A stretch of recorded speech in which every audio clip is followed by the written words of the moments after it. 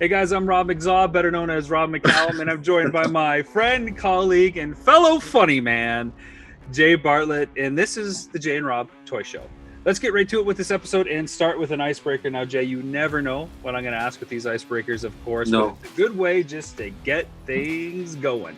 So, Christmas is around the corner, and I thought we could talk about what three toys stand out from Christmas mornings past for you. So if you had to think back to all the Christmases you had growing up or recently, what three toys have you gotten at Christmas that are like the ones that jump to mind for whatever reason? I'll tell you if you're wrong. I thought you were alluding to you were going to get me something. What did I want for Christmas this year? I was like, that's really nice of him. Jeez, like he's planning ahead. You're right now on the naughty list. Maybe if you're a nice boy, old Papa McCallum Claus will get you a little dolly in your stocking. There's no chance of me being a good boy. Okay. The Death Star, Kenner Death Star. I'm pretty sure that was for Christmas. I just remember the box, like an action figure adventure. I was so taken back by the size of the box and how it was no vertical. spoilers. No spoilers. Look at you, spoilers already. The show isn't out yet. You're talking about stuff that's coming. Just stick to the memories, okay? Stick to the memories. They know that there's going to be the Death Star in the damn show, for God's sake. Come on now. Okay, Fortress of Fangs. They're all play sets. Right off the top of my head, Fortress of Fangs, 100%. I didn't know anything about Dungeons and Dragons apart from I didn't understand what the hell it was. And the cartoon had nothing to do with toys, but those figures rock. And then the third would be the WWF wrestling ring with just whatever wave they were on. It must have been the first wave. Every single guy, every single wrestler. Wow, I still remember in your bedroom growing up, the pegboard that you had with the wrestlers hanging on it. We can't see, but I'm. Is it over there? I remember it was against that wall that you're pointing at. I'm pointing to the wall right now, where it was. And before that, the 12-inch Star Wars figures hung there. Yeah. And then they got replaced by the wrestlers, yeah. I remember that very distinctively, for sure. My three toys that I can think of, Michelangelo would have been probably 88. He was the only turtle I didn't have up to that point. And I remember opening all my gifts and being kind of disappointed, thinking, well, Santa, I thought for sure would have filled that missing gap. But I guess I'm going to have to get Mikey on my own somehow, or the next time I go to the store. And then I turned over from our basement where a Christmas tree was, and I turned over, and on the bookshelf that kind of sits beside the stairs, he was sitting there unwrapped, but he was just sitting there. And I don't remember when it appeared or how it appeared, but it was like a Christmas miracle because suddenly it was there. I'm like, oh my God, I got Michelangelo now. So that was there. I was going to say, that sounds like your grandparents did a Christmas story moment where you were kind of done. And then they're like, wait, that's funny. There's something else over there. You're like, what? That happened once with them. Maybe they forgot to wrap it. I don't know. Well, I don't know. I just know it was there. I like to think that Santa came down and like magically like materialized, when I turn around. They did give me a Christmas story moment one time where I didn't really get any big gifts, and usually I got like one kind of like marquee gift every year. And I remember at the bottom of my stocking there was like this little box that was left, and I was like, okay, well, it was a good Christmas. I never really said too much, and inside was a key, and I had to find what the key opened, and it was to like my grandpa's truck outside, and I opened it, and there was like a new TV there. There's like a 32-inch TV, which was an upgrade from my black and white 12-inch TV. So now I had like a TV for my room, and I was like, like 9 years old or something. So it was a really, really big deal. That's really cool. On the treasure hunt. Other figures that stand out for Christmas are Storm, Toy Biz Storm. For whatever reason, I never had her, and I really liked how she had like almost like a very like lightning bolt shaped like body. She was like all black. I think her chest lit up when you push the thing on the button on the back. Yeah. The Toy Biz X-Men figures were always with the lights for whatever reason. Cyclops had the light in the visor, and I didn't really love the play features too much. And then one thing that I got again from my grandparents years later, probably like 2003, was the Palisades Muppet Swedish Chef kitchen playset. Was that McFarland? No, Palisades. It's Palisades, okay, or Palisades, or however you want to say it. But that was when they were still selling them at EB. Remember? Yeah, that's why I thought about that, because that was in the late 90s when they started carrying the Star Wars and the McFarlane stuff. Yeah, that's cool, man. My grandparents had went to Florida for like their yearly trip that they tried to go on it in the fall, and they had brought this back from Disney World for me. So they bought this giant playset and carried it around Disney World and brought it back and gave it to me for Christmas. I think it's the last toy that they ever gave me. Thinking about it right now. Here's that's a good one. What's the last toy you ever received from your parents? Yeah, just kind of going on that EB topic when we used to buy figures there. Do you remember? I think it was something you bought. Yeah, you bought it. Was a Muppet playset. I'm pretty sure. I didn't buy it because of this, and it was the Muppet Labs playset with Bunsen and Beaker. So we were in EB and we saw this playset. It was really cool, and you really wanted it, and it just didn't look right. Remember, you shook it, and there was actually a dead cockroach, which where we live, there's no cockroaches. At least I've never seen one around here. But it was painted gold, remember? So it had they left it in there basically at the factory. So they saw it and were like, just paint over it, and they shipped it off anyway. It was so disgusting, man. It was, and I remember thinking, this one, because sometimes you get a toy and the accessory is loose, like the weapon or the gun or whatever, it'll like be in the figure rattling around. You kind of don't want that one because you want it to display unless you're going to open it. And this, I remember looking at it shaking. I'm like, what is that? And we both looked into it like, oh my God, it was easily 2 to 3 inches big and just like shellacked in gold paint at some point, and it just was stuck in there. And I think we contemplated, well, should we get it? Maybe we can just take this thing out. But I think we were both just so grossed out. And pretty it's like, grossed you can out. never, you could wash that thing, you wash that playset, and you would never be able to get that feeling of that roach off on it. So yeah, we left it there. Filthy. But that's a good segue to our first topic, which is playsets. Now, I should probably back up because we just started doing the show. It literally came about yesterday when we're talking, and we're going to record a bunch this week and space them out over time. We're getting ready for the big series world premiere action figure adventure. And so we just thought, we should talk about toys, because oddly enough, the one thing that we didn't get to do while making the series, or that's even present in the series, was really talk about toys, because it's focusing on you and your adventure and everybody else we talked to and what they thought. And we never got to talk about toys in any capacity. So to kind of lead up to the big world premiere and probably a little bit onwards, we thought, we should probably just do some toy talk.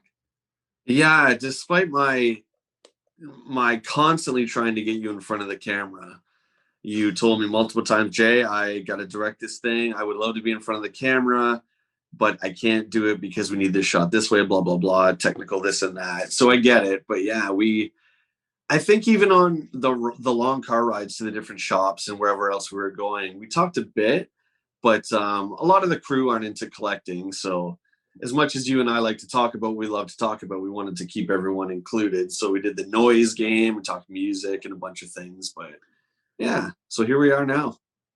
And I don't know how many episodes are going to be of the Jay and Rob toy show, or how long it's going to last, or what the frequency is going to be. We're just here for now. So hopefully you're loving this. And if not, well, we won't be here forever. It's 2020. Who knows what's going to happen tomorrow, man? Who knows what's going to happen? It's a wild and crazy year, folks. We don't know. 2020. We're good for right now, November the 9th.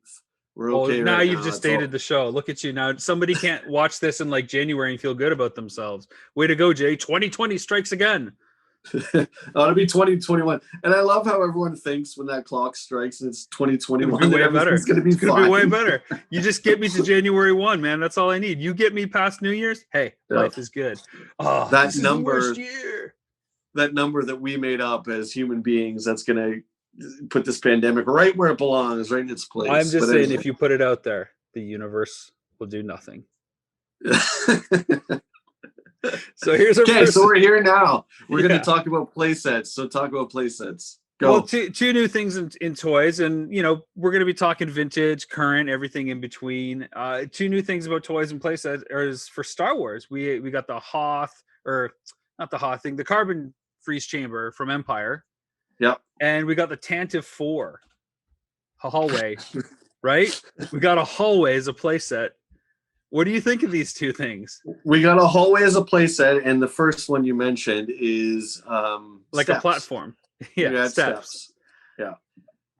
What are your thoughts on this? Because these were announced a while ago, and the Carbon Freeze Chamber is out now. I've seen it. I've actually played with it, put it together. So my first thing, and I'm going to try blown away with your excitement already. I'm blown away with how excited you are.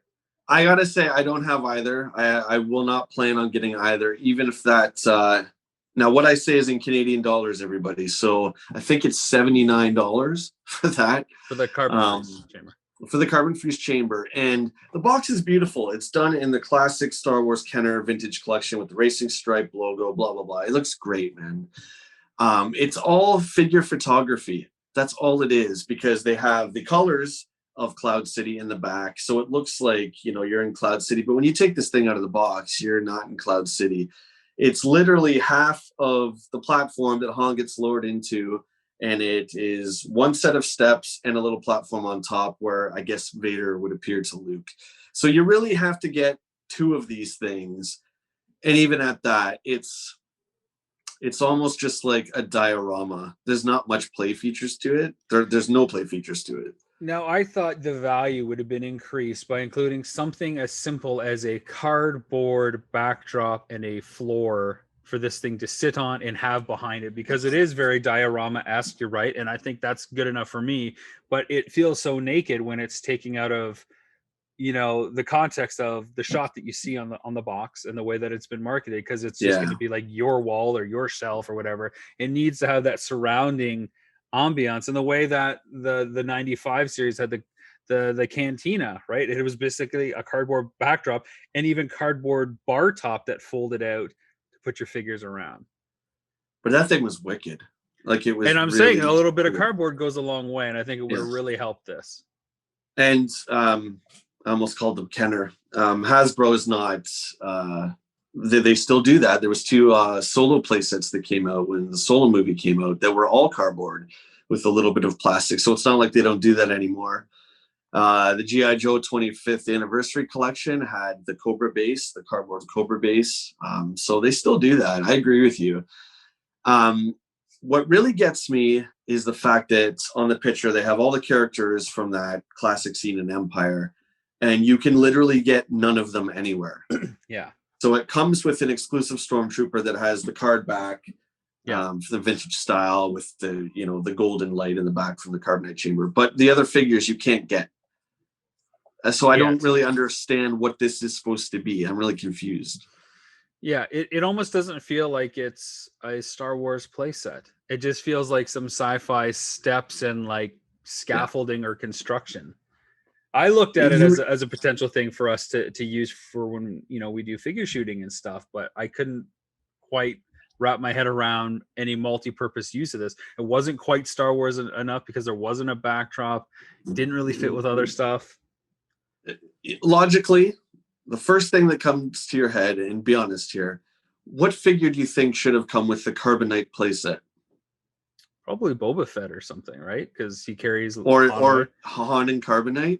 Yeah, yes, that makes sense. Yeah, or at least a Carbonite version of Han, stuck in Carbonite. Yeah.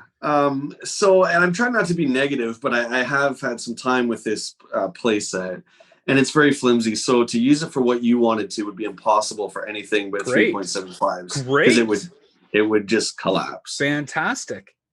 I love the play value. You expressed interest in the next one, the Tainted 4 Corridor, which is. It's been in multiple Star Wars, but I think this one in particular is supposed to replicate the end of Rogue One. That's what I think it's for. Now, this one's strange, man. You talk about this one because you're all over this one. You were, at least. I think it's cool because there's at least like 3 walls to it, right? So like you can look at it and actually have a backdrop for your figures to sit on. I also like how you can connect multiple hallways, so you could have like a square if you wanted to for whatever reason. So you could kind of set up the whole trench run. I feel like that is something that you and I as kids would have played like a gauntlet. We would have had guys try to go through each of the different doors and see if they could get level to level from a play point of view. But I mean, I keep looking at it and there's not enough to pull me in. There just isn't quite enough there. But I do think it's better than the carbon freeze chamber. I agree, because the background is what the playset is. You get that concrete wall, right, and the floor. And I don't remember if it comes with the figure or not. I would hope that it would come with something, but you're going to need 4 of these, or at least 3 at the very minimum. And I think they're $50 each. So it reminds me, going back to the Carbonite Chamber, it reminds me of NECA's street diorama that they made. It's just a generic street diorama you can use for superheroes or turtles or whatever you want. Yep. That's what that Carbonite Chamber reminds me of. You hit it on the head. It's like a generic sci-fi area. Yeah. And it's really the price of these things that's really getting me. Like this $80 for half of the Carbonite Chamber. I can't do that. That's crazy. You could get a really nice vintage piece for $80. You can get some really awesome dioramas out there that are full, that have backdrops, that come with accessories, that have textures, for $80 to $100, and to have the full kit for $100, USD. I can justify versus that. And I've bought a few. I haven't put them together yet, but when we get back to shooting and we need cutaways, we're going to have some of that stuff to play with. That's awesome. And I don't want it to come across like we don't like Hasbro, because I love Hasbro. Clearly, they are the greatest toy company that's ever been out there. They've been around forever. Oh, well, that's a whole nother topic, man. That is a whole other topic. Right. But what I'm saying is they either, in my opinion, they either hit a home run and it's like, oh my God, that's amazing, like the Razor Crest, or they just do this thing that doesn't make sense. And another example would be, do you know what the Imperial Troop Transporter is? Do you know what it If I say that, you know what that is? The Mandalorian one. It's basically been reissued, like the Battle Bones from Masters. Exactly. So they brought this out, branded it Mandalorian, and at present time, there's precisely 2 figures. There's Din and there's Cara Dune.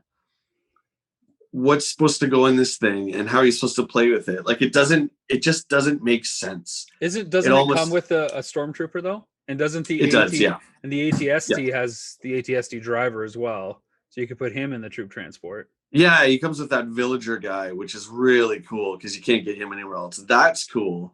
But the troop transport is another one of those things I scratch my head, and it's like, really? I mean, you're really buying this to just put it on your shelf and displaying it. I mean, clearly none of us plays with this stuff anymore. But we're gonna, I'm sure, at some point talk about Mandalorian, as I'm trying to figure out what we can talk about in other episodes.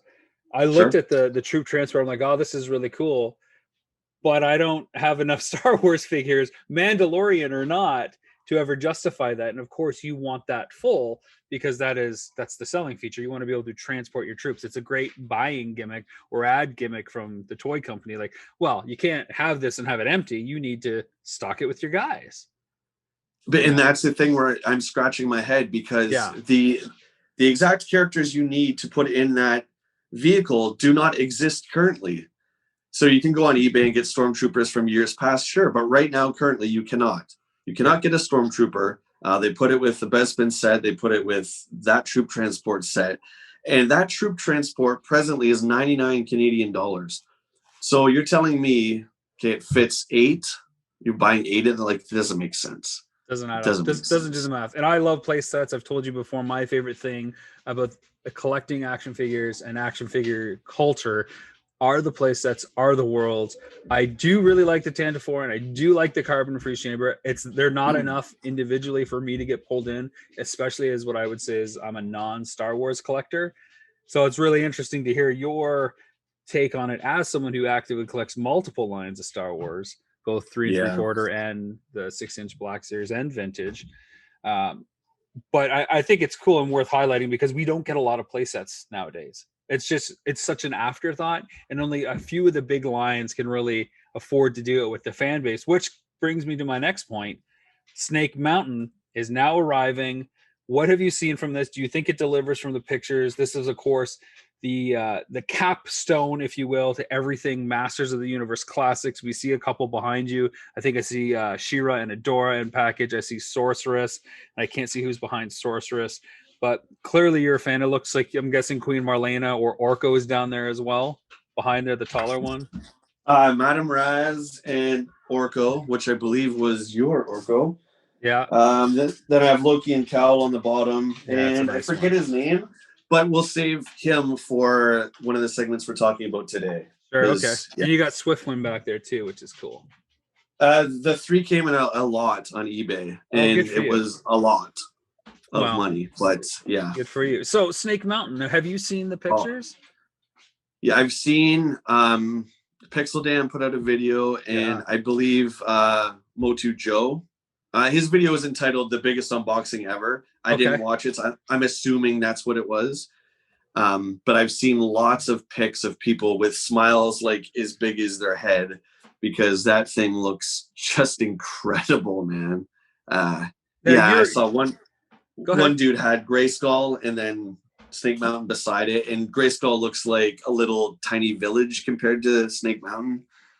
It looks awesome. And yours is coming, or has it come? It hasn't come yet. I mean, I'm in Canada, so Canada shipping is delayed after the US, of course, but they're estimating, it should be here in a couple weeks, they hope.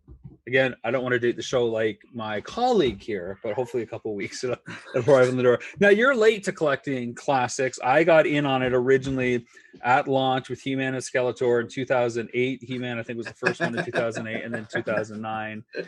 What are you laughing at? Realfan.com/elite. All right. I'm just saying, because I started early. I'm better than you. I was there from day one. No, because here's where it goes, because I've sold my classics collection. I sold it to help fund Action Figure Adventure and other things, and I sold my Vintage Masters collection to help fund Nintendo Quest. It's just like, I'm afraid to collect because there's always going to be another movie coming along. I'm going to have to say goodbye to this shit, and it's like, whatever, okay. Because I like collecting movies and more than I like collecting plastic, I guess. But you started getting into it while making the series, and you're like, oh, this stuff's pretty cool.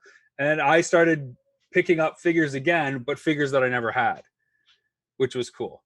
Right. I won't give anything away this time, but we come across a collector who has just a room full of these, both boxed and unboxed, and I was blown away. I saw few over the years, the ones that you had, and that's cool. But until I really started to sit down with them, and what drew me into classics the most was all those one-off characters that they never made. Yeah, you like the oddball ones where it's one character per episode. You never see them in another episode, like Plundor or whatever. Pick your, villain of the week. And that all started with Star Wars and the Tales of the Bounty Hunter novel, where they would show Dengar for 2 seconds and then write this whole backstory. I've always been fascinated with those characters that are just there essentially for background. When they made Dengar, okay, we need 5 bounty hunters, put wrappings on this guy, stand him there. And that's all it was. There was no Dengar story. So classics really got into that Star Wars mode where they started to make different versions of characters, which was cool. Mm-hmm. And then, those one-offs. Yeah, it's awesome. And so I think it's 350 or so plus figures later. It's one of the biggest lines of all time, always squarely aimed at collectors. It was only available online unless you went to like PowerCon to get some of the exclusives at the show. Grayskull comes out, I think, in 2013 for, I think, $400 US. And there was a Point Dread released as well, but no other places. There was concept art for Snake Mountain, the Slime Pit, the Palace of Eternos, some of the She-Ra sets as well. The Fright Zone has some concept art that's out there, I think. And finally, after they showed Snake Mountain at I think it was New York Toy Fair or Comic-Con, like in 2016, it kind of just went away, and people wondered, and the Super 7 got the license. And then people were asking, are you going to do this? Are you going to do this? Because they knew that the pre-production work had been done on it. And it's finally here. Like, it's been a year and a half since the pre-orders closed, and it's finally here. Do you think this is a fitting way to end that run? Or could they have done something different? Does it meet your expectations from what you've seen online? I think I should flip that around to you, since you're the He-Man guy. As a new collector, though, I'm really curious. I mean, I'm going to say, yes, it's great. But, what do you think as a new collector? Yeah, it's great. I mean, I've always liked the Horde better. But you can't bring up the Fright Zone. I think if you make Castle Grayskull, you have to make Snake Mountain. You have to. You just have to. I mean, I would have liked to seen something cool like the Palace of Eternia would have been amazing, or even something like a reimagining of the Eternia playset itself would have been cool. But you have to have Snake Mountain. If they were continuing, if they still had the license and they were still going, we might see those things. But I think it's a great way to kind of send off the franchise back to Mattel's hands. I really wish Super 7 had it, because the new He-Man stuff is okay, but it's nothing like the Super 7 stuff. The Origins, yeah. Well, I was just gonna say, are you satisfied that they, at least to me, and correct me if I'm wrong, but they put the original Mattel face with the Filmation cartoon Snake and kind of bashed it together, right? So it's like kind of both versions.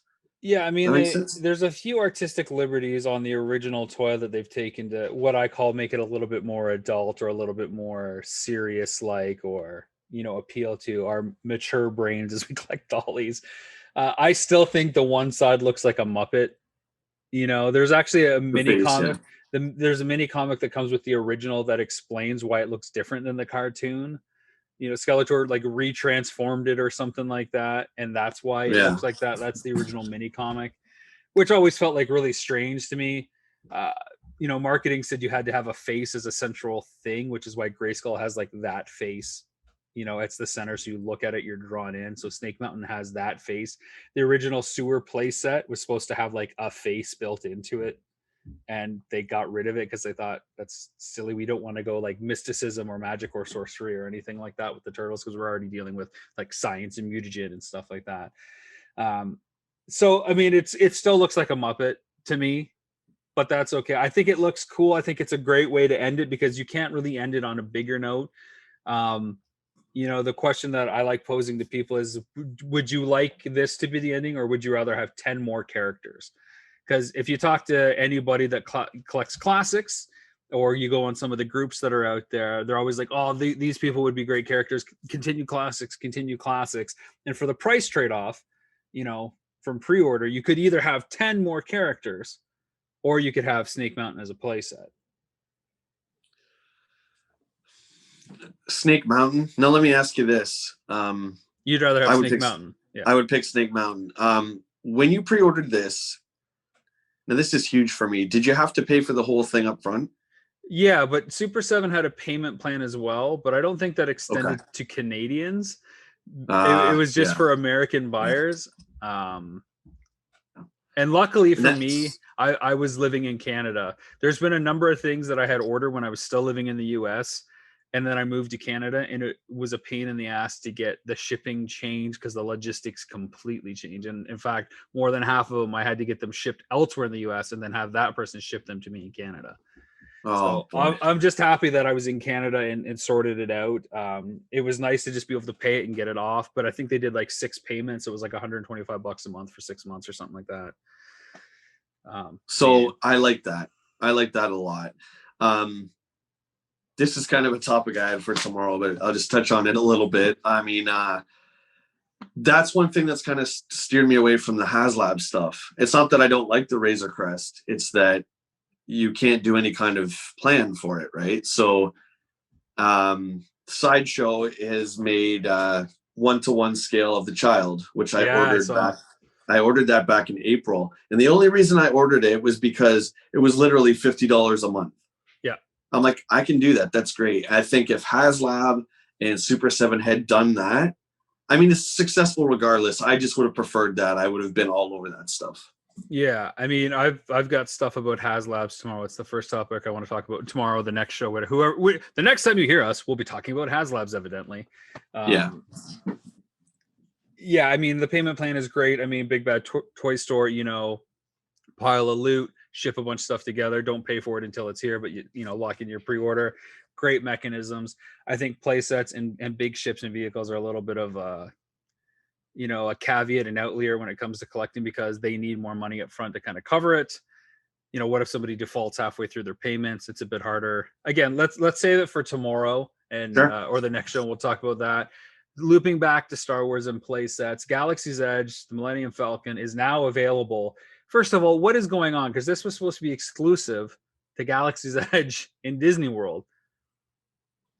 I'm guessing because the pandemic. I haven't been following. I know Disney World opened.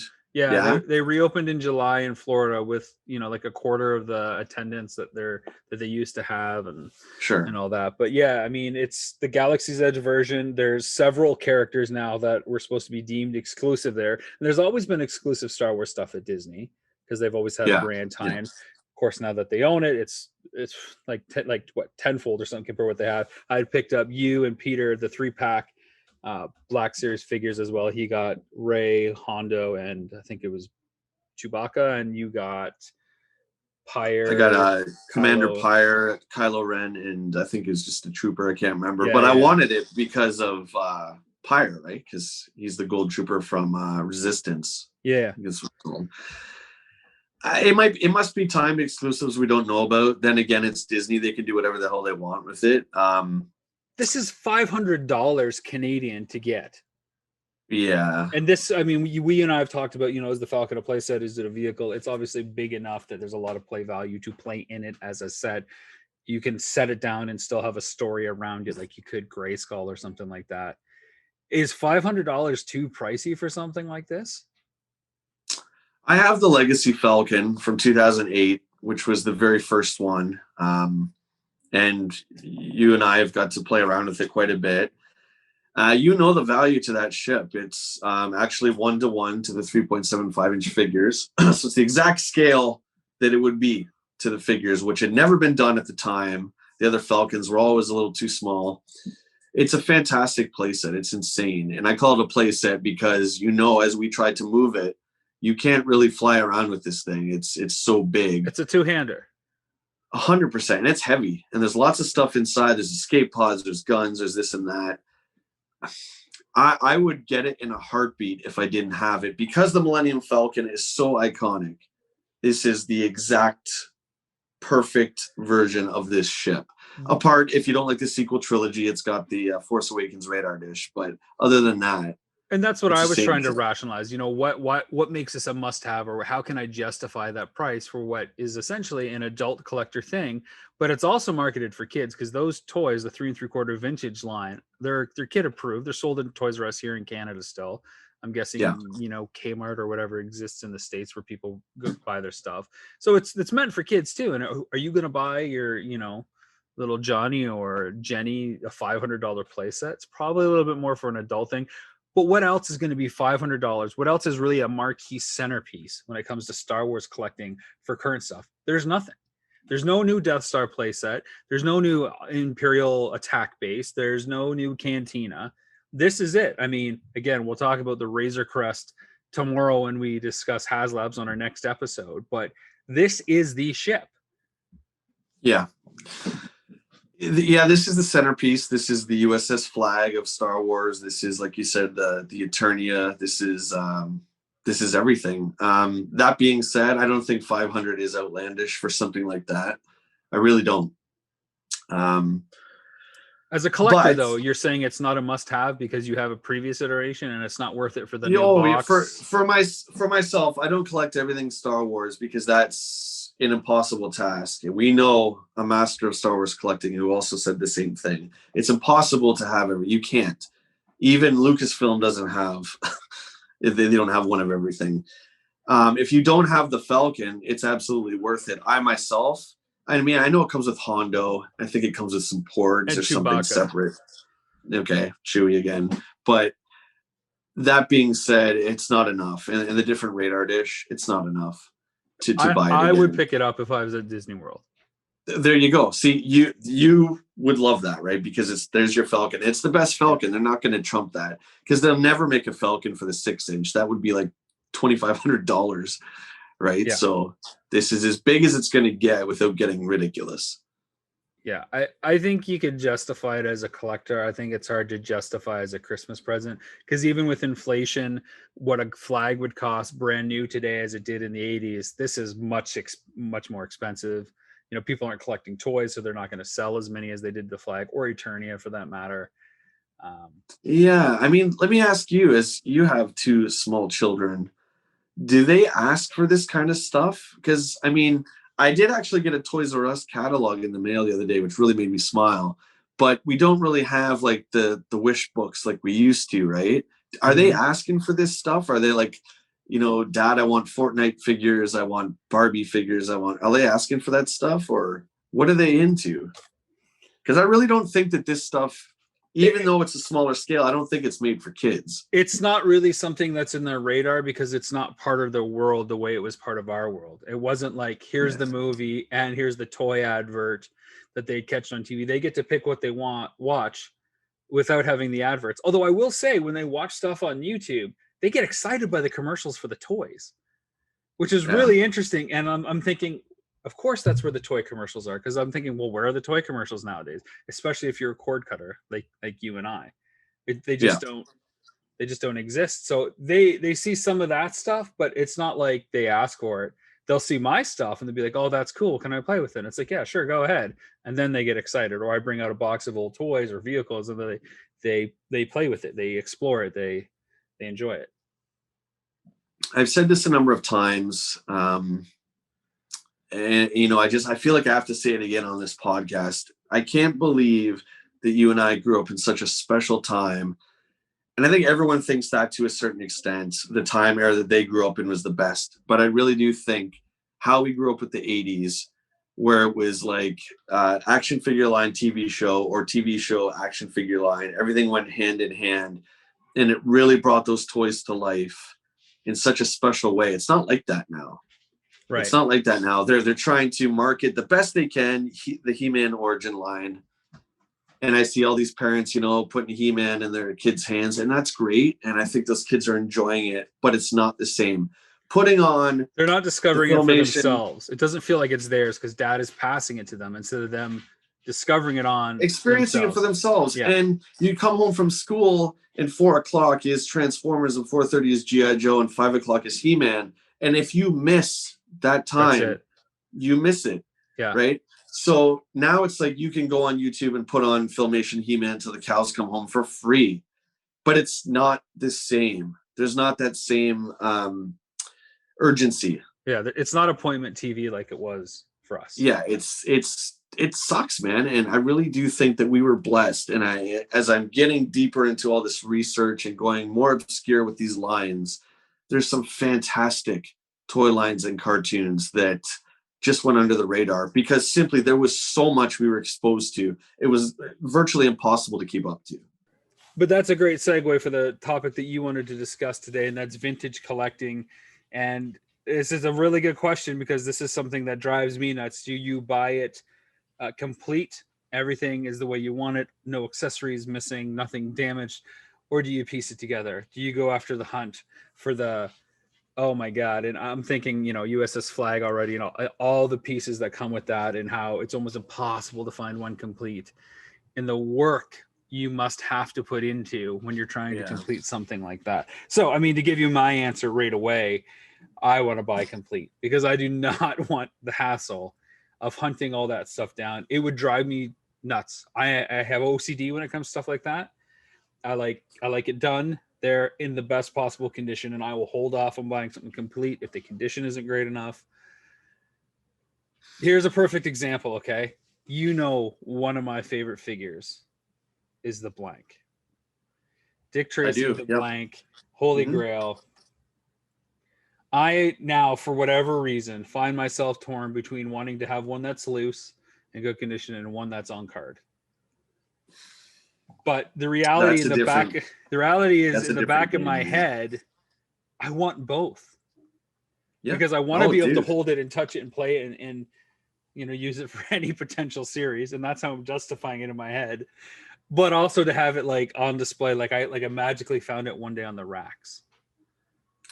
So yeah, that's a whole different segment because I find as I get older, I open stuff more, except the classics. But more recently, Darth Nihilus came out from the Old Republic video games, and he's one of the best figures I've seen all year. And I actually bought 2 of him, which is strange because the Black Series, you can open them no problem, put them back in the tray. It's like nothing ever happened. Yeah. But I wanted 2 because I'm like, I want it sealed. And I want that one in the box, and I want one to open and do what I want with. But are you trying to tell me that the blank is one of your grails. And are you trying to say that you want to hold off until you could get both at the same time, one in the box and one open, or you just want one first and then you're going to get the other? One first and then the other. And there's not a lot of accessories to the blank. You've got the hat in the mask, which is one piece. You've got the briefcase in the generic Dick Tracy gun, the pistol that you could basically swap anywhere. That's a lot. Three pieces isn't a lot. I mean, you look at your average GI Joe, there's at least 3 or 4 pieces. That look at He-Man, you got the armor, the shield, the axe, the sword. So it's not a lot, and they're big accessories too. So they're not hard to lose because they're so clunky and bulky. But I don't want to get one without a briefcase, because to me, I don't want to hunt that down, because that's going to be even harder to find just the briefcase later. Okay, so by that rationale, you would say, if you found the blank for, and again, these are Canadian dollars, $500, and she didn't have any accessories. Okay, no, let me back it up. If you found the blank, you're enjoying this so much because this is like Kobayashi Maru for you on me.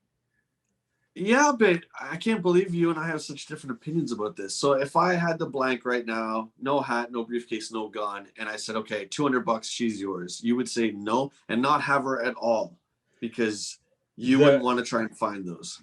No, the hat is a deal breaker. 100% the hat is a deal breaker. I need that hat. Yeah.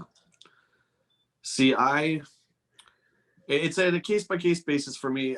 The blank, if I found the blank for $200, I would buy her in a second. Just to have that piece of history, because who even owns the blank, period, right? I mean, if you're looking at Grunt or Breaker or somebody from GI Joe, no, man, I'm gonna wait until I can hold it and find a complete one, because that's easy. But a figure so rare like the blank, I'm not gonna give anything away, but you and I have only seen the blank, I can't even say how many times. It's such a small amount of time. So even at that, I would grab her just for the sheer fact that we've never seen her. Just to have her, man. I know she would need to have. If I'm gonna spend any kind of money, she has to have the hat and the face covering. Has to. Did you ever think about? You ever think about if you found her at a shop, or if you found her from a collector, you could say, "Hey, I have one that's loose. I'll put this as well towards that. You can shave like $100 off or whatever." Again. The frequency in which that we've seen this figure is not high. So if I'm going to pull the trigger, it's going to be on the version I want, because I don't want to play the hunting game. I don't want to take forever and look at that figure and saying, oh, I could have put that towards. They're like right now on eBay, there's at least 2 carded blanks, both graded, packaged on card. Oh my God. And I'm just thinking, well, I could, your hypothetical number, $500, I could put that towards that. And then I'd have it complete, and that would justify the cost of that, because part of it would have been thrown to a figure that isn't complete.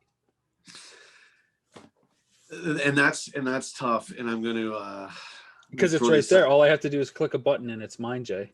I just click a button and it's mine. biggerfan.com/eBay. You know what? The internet makes me the biggest and best. Well, you know the most, clearly. Google tells me so. That's an inside joke for everybody, because we're constantly seemingly trumped on social media by people that want to prove us wrong or correct us or whatever. And it's like, of course, and they have to reference their website when they do it, or they have to show these pics that aren't theirs. And it's like, okay, yeah, you know more than I do. I love it, and I just want to love it. We've made a TV show that I think is just amazing. Rob is the best at what he does. That being said, we love toys. That's why we made the show. We love helping Children's Health Foundation. Another reason we made the show. I've never professed once, and neither has Rob, to know everything about every line. I certainly love all lines. I won't even say that I know the most about any line. No, I've never said that. Or movie, I'll show a picture or comic, or anything. I'm sharing. The other day, I shared a picture of Luke coming into Jabba's palace, my favorite shot of all time in Star Wars. Just how much I'm just sharing how much I love it. And then you get 1 or 2 guys. No, well, actually, that's not the best moment in Star Wars. I think you said something like, the definitive moment in all of Star Wars, or something like that. Yeah. Enter Luke Skywalker, Jedi Knight. And it's a big moment. And then, of course, I piped up just to get you going. I'm like, nope. The biggest moment is when Luke blows up the Death Star because he finally believes in the Force and lets go of everything at the risk of his own life. And somebody else is like, nope. Yeah. I mean, I don't get that a lot. And the other post you're referring to, I'm not going to bring up here, but it was something about Transformers. And it was just funny. You know, it's just like, okay, well. But something back to your topic. It was, yeah. I think it was Cops or G.I. Joe or something like that. Or Visionaries. Anyway, yeah, we'll move past that because something tells me that you are masochistic enough to want to hunt down missing pieces for vintage stuff when it comes to vintage collecting. Is this true? Yes. Oh yeah. Yeah, I love it. So why? Is that your parents coming out of you? Because your parents were huge on stuff like that when it came to their cars. They loved the finer details and taking something that was like stock and turning it to custom and just keeping it up. And I like, and this is not even on the same level as rebuilding a classic car, but I like the project of having something. And one of the figures I'm going to show here at the end is something that I've built up out of parts. I love that. I think I would rather have it and try and find these little parts. The flag's a little extreme because you have 151 parts on the flag. That's a little different. But I mean, if you're talking about, I can't show it now, but like a Joe or something, you know, someone like Hawk. Hawk has 3 accessories. That's nothing. So I'll piece together Hawk. But I like putting the vehicles together. I really enjoy it. I like finding that piece on eBay and trying to see, you know, if I calculate this, is this going to be cheaper than buying the whole thing? Yeah, it actually is if I piece it together. I really like that. Plus, I like getting mail. So there's that too. Mail is nice. I would rather have the blank in some capacity than the blank not at all.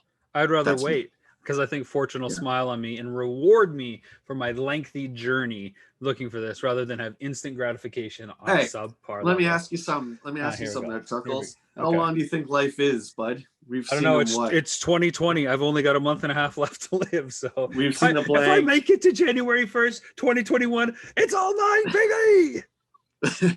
We've seen the blank lower than X number of times in our life. You could say the same about Sio Bibble, Jay. We leave our hometown once, and look what we find.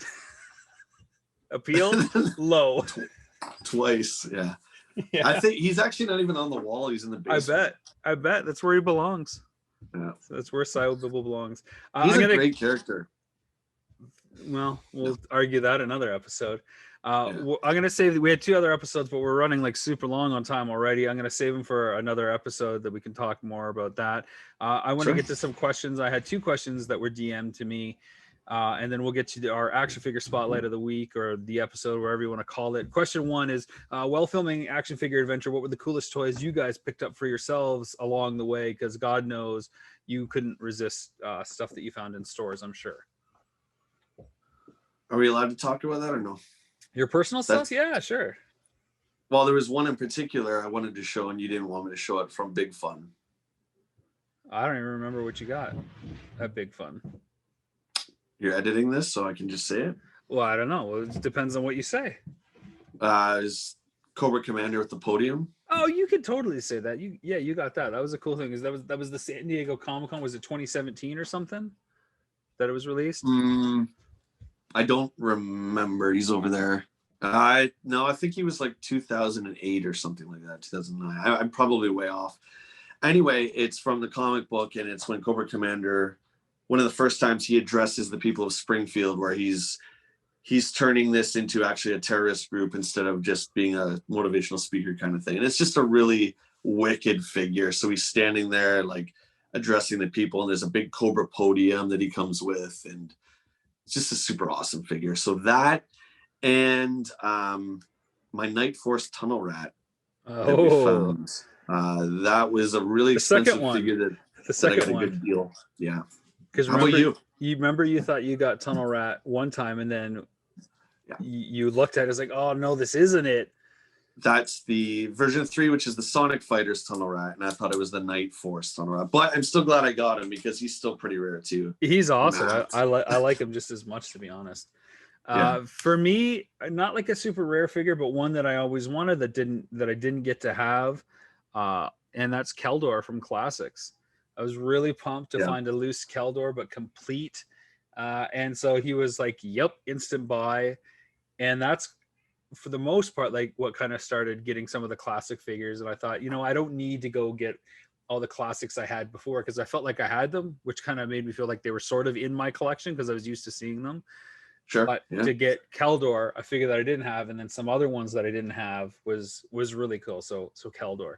The next question and our last question is, hi, I'm one of the series backers, and you asked us to answer a few questions for the after show. And I'd like to hear your response to one. So just to clarify, when we made the series, it's 10 episodes for Kickstarter backers. They get an additional episode for every one that's part of the series. So it's kind of like Talking Dead. So you'll watch episode 1 of Action Figure Adventure, and then you'll see the after show, which has Jay and I talk about what happened behind the scenes. You get to see some backers, talk about their stuff, plus deleted scenes, extended segments, that kind of stuff. So this backer is asking, it worked out better than I thought. It's a lot more work than I thought, but I think it'll work out in terms of value for the backers. So this backer wants to know, since I had them answer this question in the raw footage, what is the best action figure or line of all time, and why? That's easy for me. You go ahead. Well, I know your answer is Dick Tracy. You like that one best. No, right? That's yours. No, you like all the individual sculpts, and it was a toss up for you between Dick Tracy and Star Trek Next Generation, both 2 all-star lines from Playmates. You wanted to put GoBots in the top 3, but it slid out underneath Power Rangers for you. I think my awful. This is an awful show. I don't know what I mean, Classics is a really great line. I mean, those figures are sculpted so well. There's so many accessories. Honestly, I'm gonna probably have to say the original Turtle line. It gets crazy and it gets silly and it goes all off. Time. Yeah.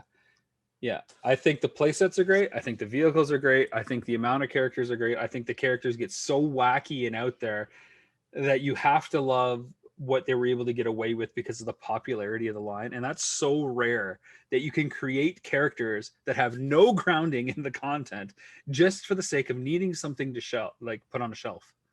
Playmate Turtles were crazy. They almost were like Funko Pops, where the turtles were just the body and they would put whatever on top of them, right? So you had Captain Kirk Turtle, you had Freddy Krueger Turtle. It was just, it made no sense. It made no sense. I'm surprised Star Wars wasn't there, but you had figures that made no sense. And Turtles is very famous for going up very quickly and then crashing and burning so fast, reinventing itself, and then doing the same thing again, right? So they just keep coming stronger and stronger. I'm really surprised though, because you and I really don't like a lot past the first 2 waves, right? For that. But even the first 2 waves, like call it the initial like 22, 24 figures, they're all really strong figures. Yeah, they're all really strong characters. And at that point, even when you look at the accessories, the cheapskate, which I love, the motorcycle, which I also loved, you have the Technodrome, and you have the sewer playset, and you have the blimp and the party wagon.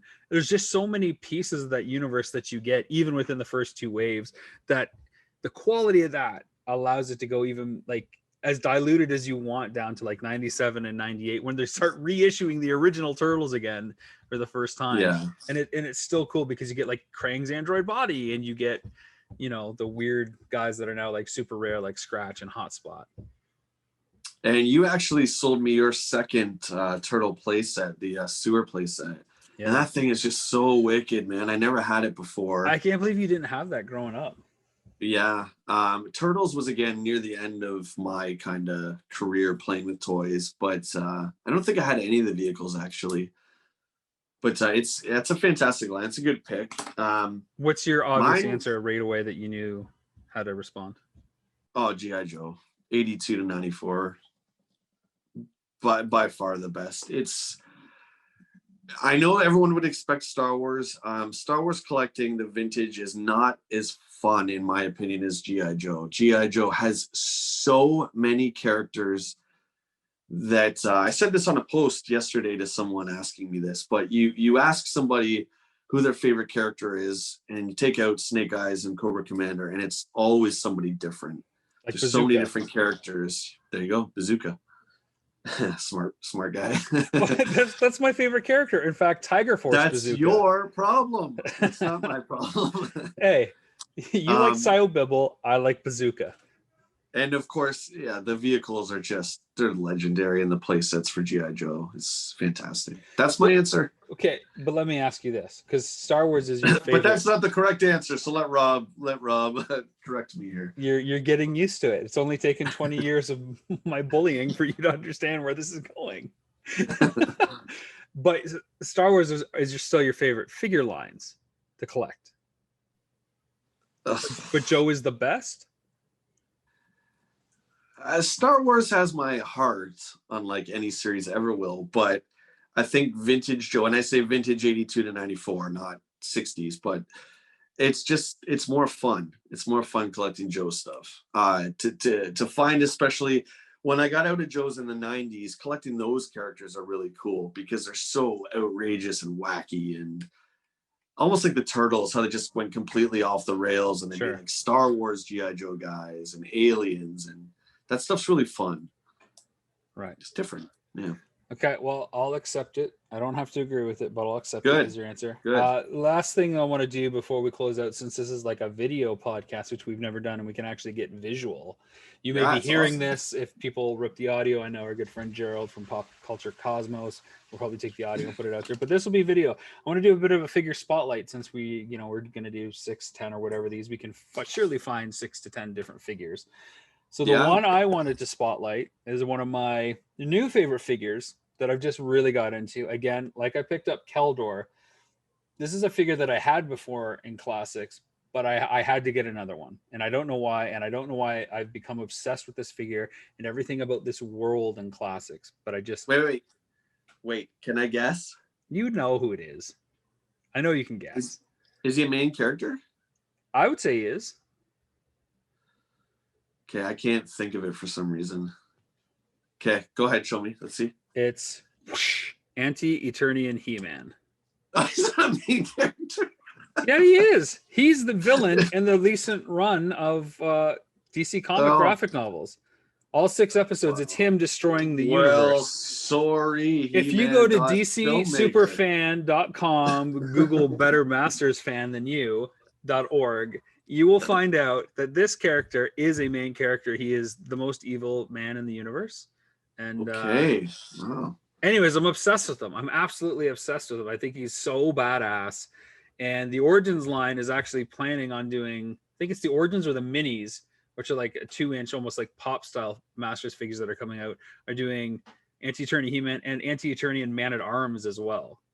So it's like the mirror universe from Trek, right? Where the good guys are bad and the bad guys are good. So Keldor is like Prince Adam in that version. And he was almost created as a character, but the fans voted, I think, Triclops in instead. A mini comic version of Triclops. Yeah, a repaint of Triclops. Wow. Instead of a brand new character in figure form that we've never had. Thank you. That's cool. So hold him up to the camera. Let's see him a little bit closer there. So he's got the axe and the sword and shield. Yeah, so that's his shield, which is cool. It's the Castle Hell Skull emblem there. Oh, wow. And then, of course, he's got the sword. Yeah, that's pretty sick, man. So, black sword. I like that. Yeah, it's all black, all accessories. And there's some cool customs out there. I saw one from Joe Amato who took a Classics Battle Cat and did like an Anti-Eternian Battle Cat. So it's all like black and red with silver accents, which is really cool. Awesome. Yeah, I'll have to look on realfan.heman.robmccallum/gatekeeper.com. You don't have access. You don't have access to it. I don't have the codes for that. I can't even learn. You don't qualify. Dang. Yeah. You got to get an invite to that site. Those are where the real fans go. So mine, actually, I just finished a video last week on this character, and this ties into what we were talking about, how piecing together a certain figure. So I did. So I pieced together this, which is on our very famous poster. Nice. Which I'm really glad. That's a great choice of vehicles you picked for that, by the way. Thanks. And this is Thunderhawk with Matt Tracker on the side. second version of Matt Tracker. So let's get him out here. He's got the long mask, unfortunately. And you said you did a review on this, so that's on your channel as well? I did, yeah. My YouTube channel, guys, is just Jay Bartlett. It's really simple. Just look up my name. There's another Jay Bartlett. He is an exorcist. That is not me. I am the toy Jay Bartlett. So anyway, this is Thunderhawk that I pieced together. And it's beautiful, man. Look at this. It's original rubber tires. I remember when we were filming Action Figure Adventure, we had that car, and you're like, I don't have rubber tires for 2 of the wheels, though. I'm like, okay, well, we'll just turn it to camera. So we turned it, and we both love Matt Tracker as a character, and this is by far, in my opinion, the best mask vehicle. So I pieced it together. Yeah, the doors and the chrome here are new pieces, and the back spoiler. Yeah. So it's all restored. So I have an extra one that I can give you, buddy. It's a little damaged, but you can. Hey, Christmas has come early for me. Then I like that. Yeah, you know what? I don't want to have to take the time to complete it though, so you can keep that present. Wow, the Untitled Santa Claus collector. I'm good. I don't want your trash. Okay, I want some. Ho ho, thank you. No ho. But that'll do it for episode 1 of the Jay and Rob Toy Show. Hopefully you've enjoyed our ramblings, and if not, you're going to get more for a little while anyways.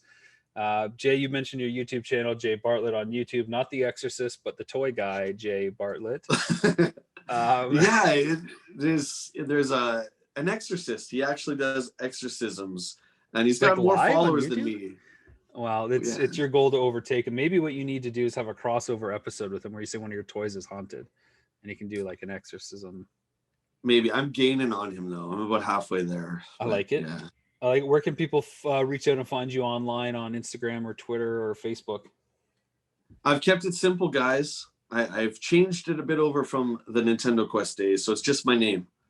You just search Jay Bartlett and you'll find me everywhere. It's not like Jay Bartlett Toy Master. No. Talk guy or nothing like that. And anyone who's tuning in, I want to just quickly just pull this over and show you the video I'm working on next, which is for these guys here. That is huge. This is oh my goodness, obscure line called Humanoids, and this is actually Tendril. To give you a real quick just size of him, he's 15 inches. The Humanoid Heroes, I have Dr. Derek Bright here. He is 6 inches, and as you can see. So he's like 15 inches or so, yeah? Yeah, he's 15 inches. That's side by side. So I'm doing a video right now on the 3 main Inhumanoids, which are the villains in the show. So check that out, guys. I always got them confused with the Herculoids. Is that what that was? I don't know what that is. I think you're making that up. I think that's a cartoon show by Hanna-Barbera. I don't know what a Herculoid is, Rob. Okay, good. Well, you can reach out to me at Rob McZob on Twitter is the best spot because my Facebook and Instagram are kind of blocked, but I like to talk to people on Twitter the most. So Rob McZob at Twitter. You got Jay's info, you got mine. Tune in a couple days, hopefully for the next episode, and you'll hear more of our ramblings and thoughts and opinions on everything going on in the toy world as we get you set for the world premiere and launch of Action Figure Adventure exclusively on Super Channel Jinx Esports TV in Canada, December 2nd, 7:30 p.m. with a repeat at 10:30 p.m. It's going to be the beginning of a very fun ride. What I like about the series and the broadcast date is it takes the slot from last year's Mandalorian release. It's end of November, early December, and it's going to carry everybody until almost Valentine's Day, which is cool. Awesome. I'm super excited. And again, guys, thanks for all your support to me and Rob over, the last almost decade we've been doing this stuff now. I just want to say thank you. 100%. Cool. All right. Until next time, have a good one. And yeah, am I supposed to end this with a funny catchphrase or something? Yeah, do your little funny bit. Do something funny over there. What's my funny bit? Is it Pixel Dan that says I'll see you in the toy aisles, or is it? I can't say that. I got to say something way more original. Well, it's one of my first videos I said by mistake. Until next time, guys, take care of yourself and each other. Take care of yourself and each other. We're going to go with that. So until next time, take care of yourself and each other. From Jay the Exorcist.